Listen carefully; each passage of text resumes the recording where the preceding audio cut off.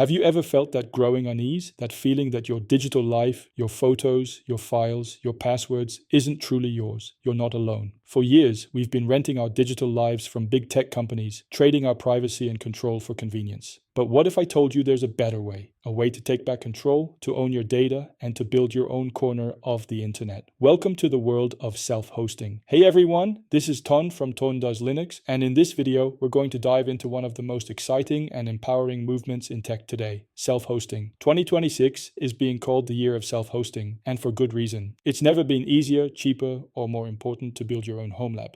So if you're ready to ditch the subscriptions, secure your data, and learn a ton along the way, you've come to the right place.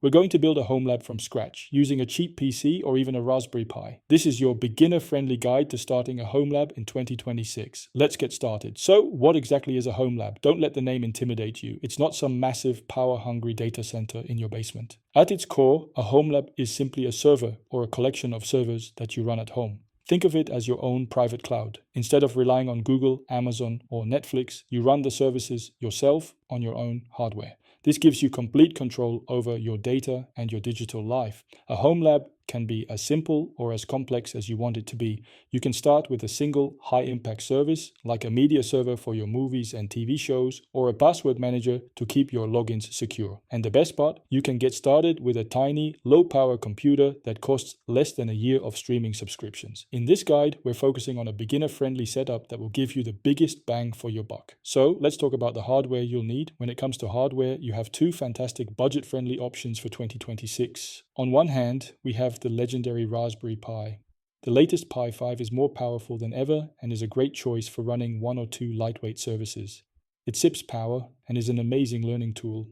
The Pi 5 comes with up to 8 GB of RAM, and you can now boot directly from NVMe storage using an adapter, which makes it significantly faster than the older SD card-based setups. On the other hand, for just a bit more investment, you can get a mini PC. And honestly, this is what I recommend for most beginners. Brands like Beelink, Minisforum, and others are making incredibly powerful, compact, and quiet machines that are perfect for a starter Homelab. For around $300 to $500, you can get a machine with a Ryzen 7 or 9 processor, 32 gigs of RAM, and super fast NVMe storage. That's enough power to run a dozen services without breaking a sweat, and it will only draw about 20 to 50 watts of power. That's less than an old light bulb. The key here is that you don't need a giant, noisy enterprise server anymore. These little boxes can be the foundation of your entire self-hosted world. They're quiet enough to sit on your desk and powerful enough to replace half a dozen paid subscriptions. So for this guide, we'll be focusing on a mini PC setup. But don't worry, all the software we're about to discuss runs perfectly on a Raspberry Pi too. The principles are exactly the same. With our hardware picked out, it's time for the software. The foundation of our Homelab will be Linux. We'll use Ubuntu Server. It's free, incredibly stable, and has a massive community for support. Installing it is as simple as flashing a USB drive, using a tool like Rufus or Balena Etcher, and following a few on-screen prompts. The installation process takes about 10 to 15 minutes, and Ubuntu will walk you through setting up your username, password, and network configuration. But the real magic, the technology that has made self-hosting accessible to everyone, is containers. You're going to hear that word a lot, and the most popular tool for this is Docker. So what's the big deal with containers? Imagine in the old days, you'd install a bunch of applications directly onto your computer. Sooner or later, one app would need a specific version of a library that would break another app. It was a nightmare we called dependency hell. Containers solve this. Each application is packaged up into its own isolated box, with everything it needs to run included right inside it. Jellyfin is in one box, your password manager is in another. They can't interfere with each other. It's clean, it's secure, and it makes managing your services incredibly simple. Instead of complicated installation guides, starting a new service is often as simple as a single command in the terminal. And to make it even easier, we can use a graphical tool like Portainer to manage all our containers from a simple web dashboard. This combination of Linux and Docker is the modern standard way to run a Homelab in 2026. It's the secret sauce that makes this all so easy and fun. Alright, with our foundation in place, it's time for the fun part, the services. First up, let's build our own personal Netflix with Jellyfin. Jellyfin is a completely free and open source media server. You point it at your collection of movies, TV shows, and music, and it organizes everything into a beautiful, easy to use interface. And because we're using Docker, setting it up is a breeze. All we need is a simple text file called a Docker compose file. This file tells Docker everything it needs to know to run Jellyfin. We specify the Jellyfin image, we tell it where to store its configuration, and we tell it where to find our media files. That's it. Once we run a single command, Docker compose up, Jellyfin springs to life. We open a web browser, run through a quick setup wizard to create our user account and point it to our media folders, and Jellyfin does the rest. It will scan your files, download all the movie posters, cast information, and episode descriptions automatically. The result?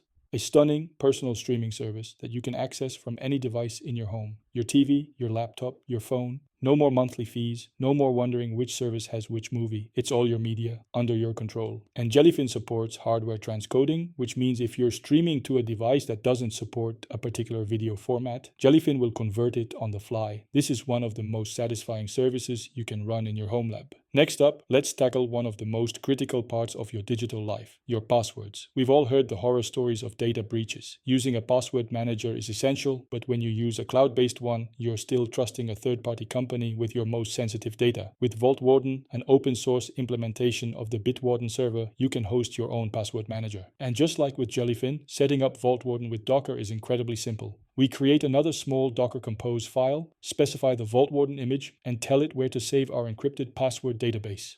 A quick Docker Compose up and our secure password vault is online. You create your account, and from there you can use the official Bitwarden browser extensions and mobile apps. You just point them to your Homelab's address instead of Bitwarden's cloud. You can generate strong, unique passwords for every site, store secure nodes, and autofill your logins, all while knowing that you are the only one in control of your data. Your password vault is encrypted with your master password, which means even if someone somehow gained access to your server, they couldn't read your passwords without that master password. This is a game changer for your personal security, and it's another perfect example of the power of self-hosting. Okay, we've secured our media and our passwords, but what happens if the worst occurs? A hard drive fails or your laptop gets stolen? A Homelab isn't just about cool services, it's about being responsible for your own data. And that means backups. There are many fantastic open source backup tools, but a great one for beginners is Duplicati. It's free, it has a user-friendly web interface, and it's powerful. You install it on your main computers, and it handles backing up your important files to your Homelab server automatically. The setup is straightforward. You create a backup job, select the folders you want to protect, like your documents and photos, and then you point it to a storage location on your Homelab. You can set it to run on a schedule so you never have to think about it again. And most importantly, your backups are encrypted before they even leave your computer, so your data is always private. Your Homelab becomes your central backup hub, and for true peace of mind,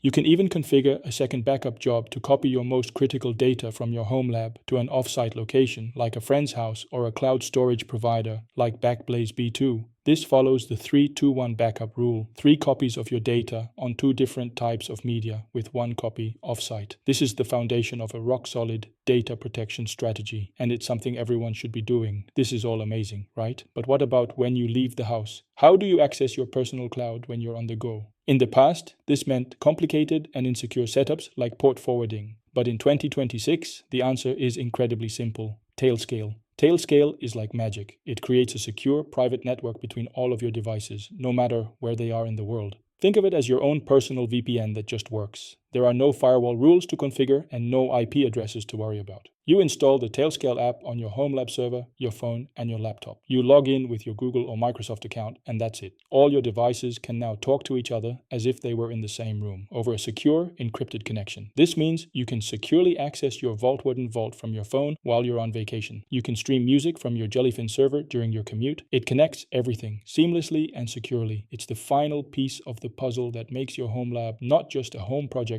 but a true replacement for those paid cloud services. And there you have it. In this video, we've built a powerful Homelab from scratch.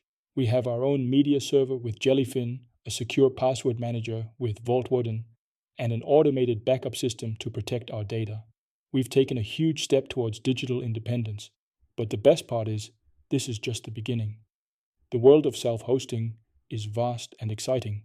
From here, you could add Nextcloud to create your own private Google Drive, or Home Assistant to automate your smart home, or image to back up all your phone photos. The possibilities are endless. My advice is to start small, just like we did today. Pick 1 or 2 services that will have a real impact on your daily life and have fun with it. The feeling of ownership, of truly controlling your own data, is incredibly rewarding. Thank you so much for watching. I hope this guide has inspired you to start your own Homelab journey. If it has, let me know in the comments below what you're planning to build. And if you found this video helpful, please give it a thumbs up and subscribe to Ton Does Linux for more tutorials and reviews. Until next time, happy hosting.